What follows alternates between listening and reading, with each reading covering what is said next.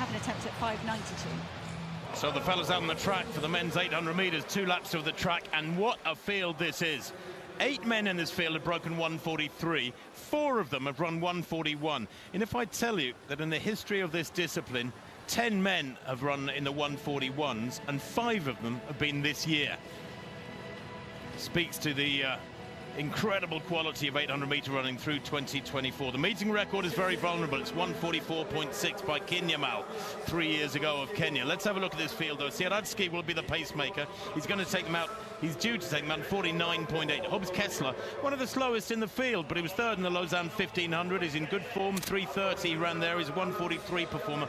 Marco Arop, the reigning world champion from Budapest. Silver medal in Paris 2 weeks back, the Canadian. Lovely fella. The former basketball player is a huge figure too.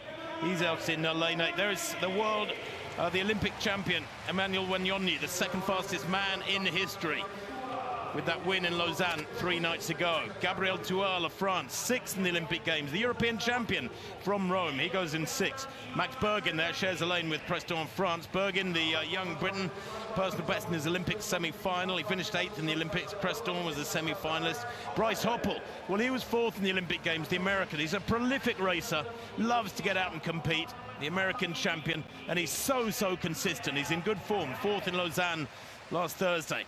Andreas Kramer, he's trodden new ground this year, the World Indoor Championship silver medalist, a personal best in Monaco just before the Games.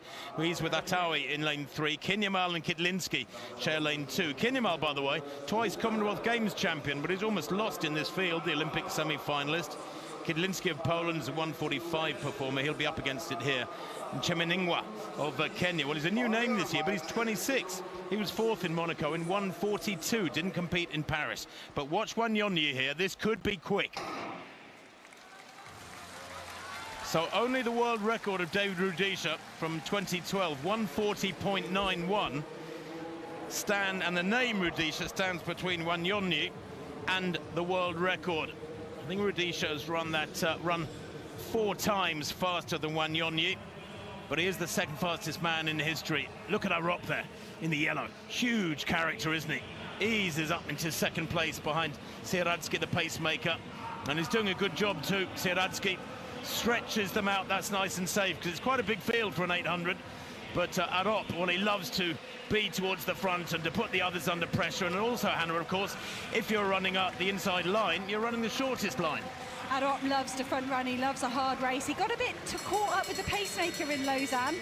Let's hope that Sieradski sits on the inside or the outside, gives Arop a lot of space there. So that's a smoother exit from Sieradski. And Arop, suddenly, he has a bit of a gap over Wanyonyi. Wanyonyi ran really fast at this stage in Lausanne. It was down the back straight that he closed up and overtook the Canadian, but there's a gap at the minute.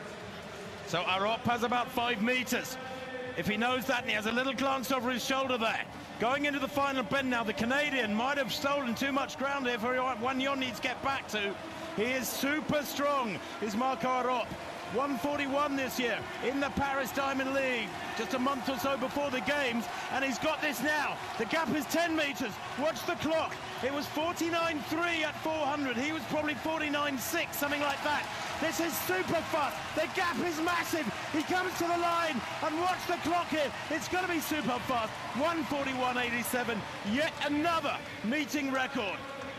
Marco Arop delivers in spectacular style. He destroyed them there.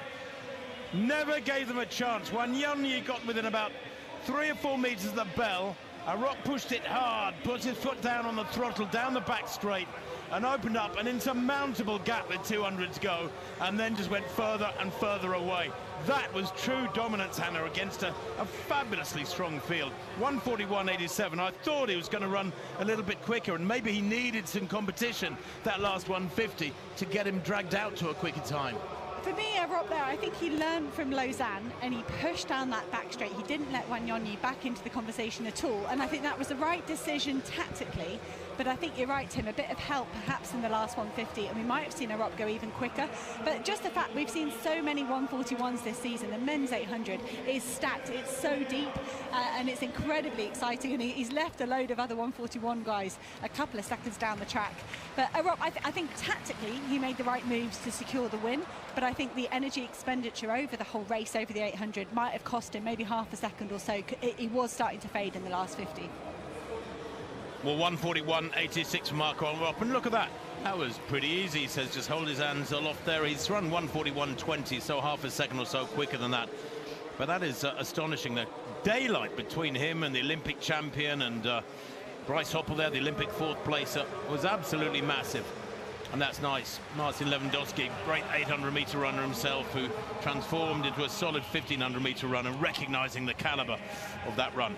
Another meeting record on the men's 800 meters then. Marco Arop, 141.86. He wins by nearly a second and a half from Hoppel and Crestall. Max Bergen, solid running again, back in 7th place, but 143.73.